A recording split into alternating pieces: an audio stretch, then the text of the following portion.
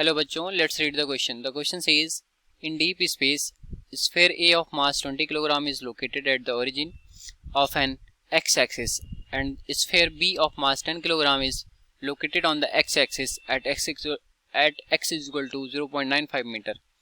Sphere B is released from rest while sphere A is held at the origin. What is the kinetic energy of B when it has moved 0.15 meter toward A? So question में बोल रहा है कि deep space में कोई sphere ए है जिसका मास 2 kilogram है. इसको हम एक्स एक्सिस के ओरिजिन पर रखे हुए हैं और जो स्फेयर बी है उसका मास 10 किलोग्राम है. इसको एक्स एक्सिस पर 0.95 मीटर पर रखा गया है. ठीक है. अब इसमें बोल रहा है कि जो स्फेयर बी है इसको हम रिलीज कर रहे हैं जबकि स्फेयर ए जो है वो रेस्ट पर है. तो बोल रहा है कि काइनेटिक एनर्जी बी की क्या होगी जब ये 0.15 मीटर टुवार्ड्स ए की तरफ मूव कर जाएगा. तो सॉल्व करेंगे, इसको नोट डाउन करेंगे पहले हम अपना की कॉन्सेप्ट. तो लिखेंगे यहाँ पर हम की कॉन्सेप्ट. तुम्हारा जो यहाँ पर की कॉन्सेप्ट होगा वो कंजर्वेशन ऑफ एनर्जी का होगा. ठीक है, कंजर्वेशन ऑफ एनर्जी, इसको नोट डाउन करेंगे एज अ की कॉन्सेप्ट. ठीक, तो कंजर्वेशन ऑफ एनर्जी क्या कहती है कि टोटल इनिशियल एनर्जी जो होती है टोटल फाइनल एनर्जी के बराबर होती है. ठीक, तो टोटल इनिशियल एनर्जी मतलब kinetic energy plus potential energy. तो total initial energy is equal to total final energy. और ये किस केस में पॉसिबल है? जब हमारा सिस्टम जो है वो आइसोलेटेड हो, मतलब उस पर कोई भी एक्सटर्नल फोर्सेस एक्ट ना कर रही हो. तो टोटल इनिशियल एनर्जी अगर पोटेंशियल एनर्जी को यू से रिप्रेजेंट करें तो यू आई, काइनेटिक एनर्जी को के से रिप्रेजेंट करें तो के आई, और वहीं पर final potential energy U F plus के एफ. ठीक है, ये हो गया हमारा कंजर्वेशन ऑफ एनर्जी. अब आते हैं हम अपने प्रॉब्लम पर और फिगर को एनालाइज करते हैं अकॉर्डिंग टू द क्वेश्चन. तो बोल रखा है कि कोई हमारे मान लीजिए हमारे कोऑर्डिनेट सिस्टम है. ठीक है, और ये इसका एक्स एक्सिस हो गया, ये 3D में है, डीप स्पेस की बात हो रही है. ये वाई एक्सिस हो गया, ये एक्स एक्सिस हो गया और ये जेड एक्सिस हो गया.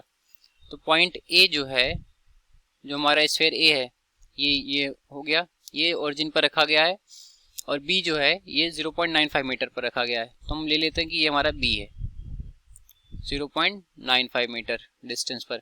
अब इसको रिलीज किया जा रहा है टुवर्ड्स बी और ये 0.15 मीटर मूव कर जा रहा है. तो पहले इनिशियल कंडीशन ये दे रखी है, फिर बोल रहा है जब इसको रिलीज किया गया तो ये मूव कर करके यहाँ पर कहीं आ गया. मतलब इसने जो ये डिस्टेंस कवर की 0.15 मीटर की कवर की, ये इतनी डिस्टेंस, और यहाँ से ओरिजिन से इसकी पहले डिस्टेंस थी 0.95 मीटर. तो पहले इसकी डिस्टेंस 0.95 थी, उसके बाद ये घट करके 0.15 घट गई इसमें से. तो 0.95 में से 0.15 हटा देंगे. ठीक है, अब यहाँ पर ये हमारा बी आ गया. तो हम इसको पहला पॉइंट दे देते हैं नाम 1 और इसको नाम दे देंगे 2. ठीक है, और ये हमारा ओ रहेगा ही. तो अब आते हैं इसको सॉल्व करेंगे. तो इनिशियल पोजीशन, इनिशियल डिस्टेंस कितनी होगी ये लिख लें. इनिशियल डिस्टेंस फ्रॉम ओरिजिन कितना था हमारा?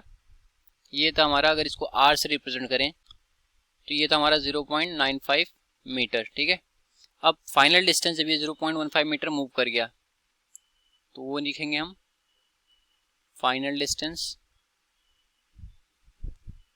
From origin. ठीक है, फ्रॉम ओरिजिन से जो फाइनल डिस्टेंस होगी वो आर प्राइम ले लें. तो ये जगह हमारा 0.95 माइनस 0.15. ठीक है, ये जगह हमारे यहाँ से 0.8 मीटर क्या हमारा फाइनल डिस्टेंस. अब आते हैं हम अपने इस फार्मूला पर. देयरफॉर यू इनिशियली क्या हो जाएगा हमारा, इनिशियल पोटेंशियल एनर्जी हमारी थी जी, दोनों का मासेस का मल्टीप्लाई, तो mass of A into mass of B, तो mass of A into mass of B divided by उन दोनों के बीच का separation, that is R. Kinetic energy initially तो जीरो थी क्योंकि ये इनिशियली जीरो, इसके कोई मोशन नहीं हो रहा था, तो ये जीरो हो गया. तो काइनेटिक एनर्जी इसकी जीरो हो गई फाइनली. अब हम देखें तो जब इसकी पोजीशन मूव कर करके आर प्राइम पर चलेगी तो वहाँ पर भी पोटेंशियल एनर्जी इसकी होगी. तो G M A into M B divided by R prime हो गया इसका पोटेंशियल एनर्जी, प्लस अभी जब यहाँ से रिलीज किया जा रहा है तो कुछ वेलोसिटी के साथ रिलीज किया जाएगा तो उसकी पोटेंशियल एनर्जी भी होगी, दैट इज के एफ. वही हमें यहाँ पर बताना है. ठीक है, अब आते हैं हम इसको सॉल्व करेंगे. तो इसमें वैल्यूज़ को पुट करेंगे और इसको देखेंगे कितना आंसर आएगा यहाँ से। तो G M A into M B, G की वैल्यू होती है 6.67 इंटू 10⁻⁻11। एम ए और एम बी की वैल्यू कितनी हो जाएंगी 20 इंटू 10 डिवाइडेड बाई हो जाएगा हमारा 0.95। So this should be equal to -6.67 into 10⁻⁻11 into 20 into 10 divided by 0.80, ठीक है, प्लस के एफ। तो इसको सॉल्व करेंगे हम, सॉल्व करके देखते हैं कितना आएगा।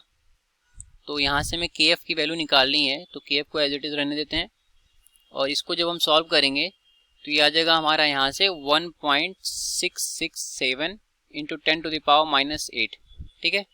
और इस वाले को जब सॉल्व करेंगे हम तो ये वैल्यू जो आएगी हमारी, ये माइनस में रहेगा, ये रहेगा हमारा 1.404 इंटू 10⁻⁻8, ठीक है।